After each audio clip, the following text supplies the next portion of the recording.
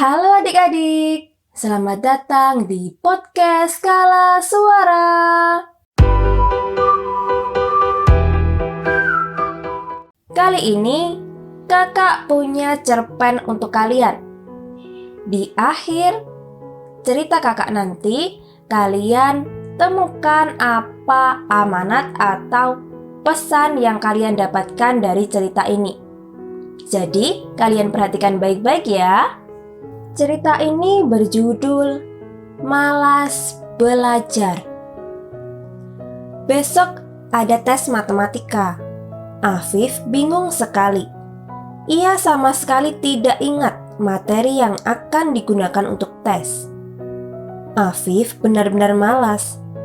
Ia tidak pernah mengerjakan PR sendiri, apalagi belajar.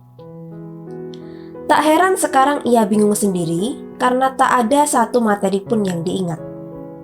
Sekarang Afif duduk melamun di depan meja belajarnya. Ia baru saja dinasihati Bunda. Bunda melihat buku penghubung dari wali kelas Afif. Di sana tertulis, jika hari Selasa besok ada tes matematika, Afif perlu diperhatikan dalam belajarnya agar nilainya tidak jelek lagi. Wah, karena itu Bunda langsung menasihati Afif dan menyuruhnya belajar lebih giat. Kalau nilai Afif jelek lagi, Bunda akan panggilkan guru les untuk Afif. Begitu kata Bunda. Aduh, itu artinya jam belajar Afif bertambah dong.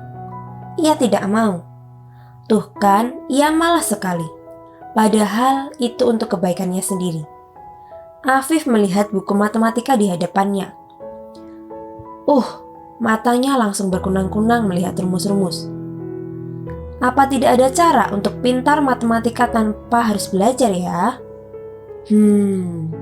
Afif lalu keluar menuju kamar Kak Halimah, kakaknya yang sudah kelas 2 SMU.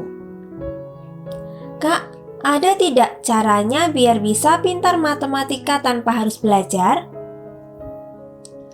Kak Halimah mengambil buku matematika yang dipegang Afif. Ada-ada saja kamu, Dek. Kalau mau pintar ya harus rajin belajar. Apalagi matematika, kita harus tekun berlatih soal-soal. Yah, Afif lihat satu halaman saja sudah pusing, Kak. Apalagi latihan soal. Ya udah deh, Afif tanya Kak Yuda aja. Afif lalu ke kamar Kak Yuda. Di dalam, Kak Yuda sedang mengulang hafalan Al-Qur'annya. Kak Yuda masih kelas 2 SMP, tapi ia sudah hafal 13 juz. Kak, Afif mau tes matematika nih, tapi Afif nggak mau belajar. Ada nggak sih caranya biar Afif tetap dapat nilai bagus? Wah, gampang sekali, Fif. Latihan soal, kalau ada yang tidak mengerti, baru tanya ke kakak atau Kak Halimah. Sama saja harus belajar dong.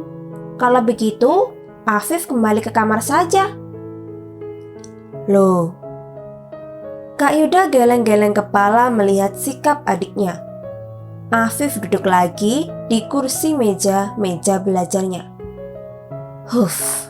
Gimana nih? Masa harus belajar sih? Begitu pikirnya. Tak lama Afif lalu tertidur. Ia bermimpi sedang tes matematika. Ia lancar sekali mengerjakannya. Pasti ini karena aku meletakkan buku matematika di bawah bantalku tadi malam. Begitu katanya dalam mimpi. Ia mendapat nilai 100, nilai tertinggi di kelas. Teman dan guru pun kagum padanya. Afif lalu terbangun. Loh, ternyata hanya mimpi. Apa nanti malam aku taruh saja buku matematika ini di bawah bantal ya? Agar besok aku bisa mengerjakan tes tanpa belajar. Hehehe, aku memang hebat. Ujarnya tersenyum-senyum sendiri. Akhirnya Afif benar-benar tidak mau belajar. Ketika ditanya oleh Bunda, ia pun berbohong dengan mengatakan sudah belajar. Malamnya ia meletakkan buku matematika di bawah bantal, lalu tertidur. Keesokan harinya, perut Afif terasa mulas saat melihat lembaran nilai hasil tes matematikanya. Nilainya hanya 20. Tadi, dia memang sama sekali tidak bisa menjawab dengan benar soal-soal yang ada. Gara-gara tak ada satupun materi atau rumus yang berhasil ia ingat. Ternyata jurus meletakkan buku di bawah bantal itu cuma berhasil di dalam mimpi. Sekarang Afif menyesal karena tidak mau belajar. Yap, akhirnya Afif harus bersiap-siap menerima nasihat bunda dan disuruh lebih rajin belajar. Bahkan bunda akan menyuruhnya ikut les. Wah, Afif kapok. Ia tidak akan bermalas-malasan lagi, apalagi mencari cara yang aneh-aneh agar pintar. Pokoknya tidak lagi deh. Nah, itulah cerita pendek dari Afif yang bertemakan dan berjudul Malas Belajar. Bagaimana adik-adik?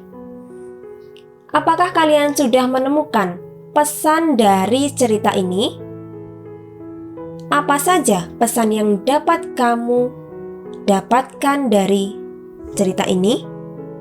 Cerpen ini menceritakan tentang seorang tokoh yang bernama Afif yang malas belajar. Padahal besok dia akan menghadapi tes matematika. Padahal bu guru telah memberikan pesan bahwa ia harus lebih rajin belajar agar nilainya tidak jelek lagi. Ia malah mencoba cara dengan meletakkan buku di bawah bantalnya agar materi ia serap dengan baik. Padahal itu cara yang salah. Sekarang, sudahkah kamu mengetahui pesan apa yang terdapat dalam cerita ini? Ya, dari cerita ini kita mendapatkan amanat atau pesan bahwa agar menjadi pandai, kita harus belajar dengan sungguh-sungguh. Dengan belajar sungguh-sungguh, kita juga akan mendapatkan nilai yang sangat bagus, sehingga dapat membanggakan kedua orang tua kita. Tidak dengan menggunakan cara-cara yang tidak benar. Cerita ini diambil dari majalah anak-anak. Oke, terima kasih sudah mendengarkan podcast hari ini. Sampai jumpa di episode selanjutnya.